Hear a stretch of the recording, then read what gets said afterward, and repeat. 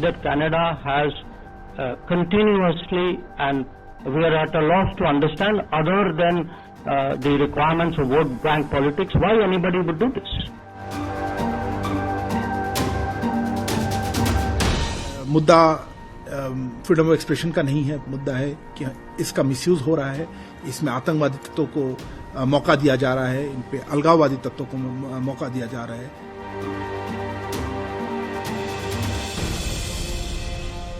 नमस्कार, मैं नियाज खान और आप देख रहे हैं एनएमएफ न्यूज। संविधान में कुछ प्रावधान ऐसे हैं जो बनाए गए हैं लोकतांत्रिक व्यवस्था को मजबूत करने के लिए, मौलिक अधिकारों को संरक्षित करने के लिए, लेकिन कुछ लोग उसी को आधार बनाकर उसका मिसयूज करने लगते हैं और कहते हैं कि इसका अधिकार हमें हमारा संविधान देता है।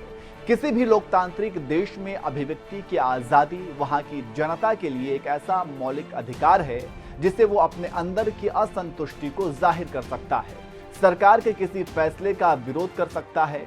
लेकिन आम तौर पर यह होता है कि अभिव्यक्ति की आजादी के नाम पर हम कुछ ऐसा कर जाते हैं जिससे किसी दूसरे की भावना आहत हो जाती है। हम ये भूल जाते हैं कि अभिव्यक्ति की आजादी अगर हमें मिली है तो हमें इसके साथ जिम्मेदारी भी मिली है।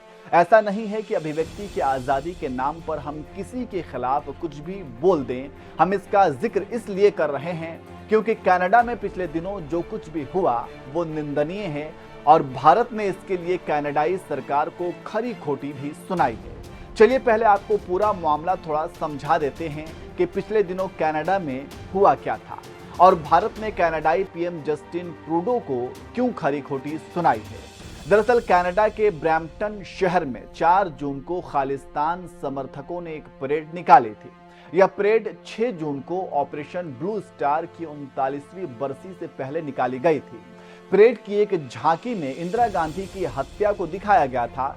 झांकी के वीडियो में पगड़ी पहने कुछ आदमियों को इंदिरा गांधी पर हथियार ताने हुए दिखाया गया था। झांकी में दिखाए गए इस सीन के पीछे एक पोस्टर लगा हुआ था जिस पर लिखा था बदला। वहीं 3 दिन पहले सिख फॉर जस्टिस के बैनर तले कनाडा में कुछ पोस्टर लगाए गए थे। इन पोस्टर्स पर किल इंडिया लिखा गया था। इतना ही नहीं, इन पोस्टर्स में भारतीय उच्चायुक्त संजय कुमार वर्मा और टोरंटो में भारत के महावाणिज्यिक दूत अपूर्वा श्रीवास्तव पर खालिस्तानी नेता हरदीप सिंह निज्जर की हत्या का भी आरोप लगाया गया था। इन सब घटनाओं के बाद भारत सरकार ने इस पर कड़ी प्रतिक्रिया दी थी और विदेश मंत्री एस जयशंकर ने कहा था कि वोट बैंक की राजनीति के चलते कनाडा खालिस्तानियों का समर्थन करता है, जो भारत और कनाडा के रिश्तों के लिए ठीक नहीं है। This float issue used, let me actually answer it because I think there's a bigger issue involved, and the bigger issue involved is really the space that Canada has continuously and frankly to us, we are at a loss to understand, other than the requirements of vote bank politics, why anybody would do this.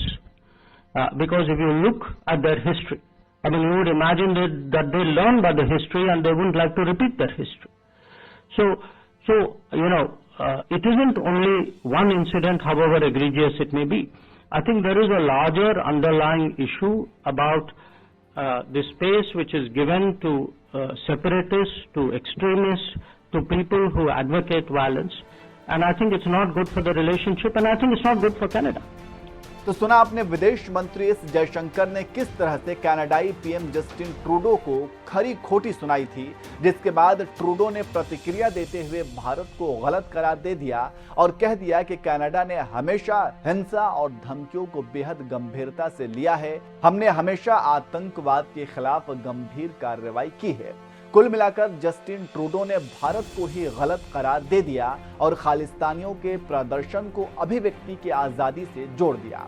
वहीं Justin Trudeau के इस बयान के बाद अब अरिंदम बागची ने भी Trudeau पर जोरदार हमला किया है और कह दिया कि जस्टिन ट्रूडो जिस तरह से खालिस्तानी प्रदर्शन को अभिव्यक्ति की आजादी बता रहे हैं, ये वास्तव में अभिव्यक्ति की आजादी नहीं है। ये हिंसा को बढ़ावा देने वाला, अलगाववाद को बढ़ावा देने वाला, साथ ही आतंकवाद को जायज ठहराने वाला जैसा है।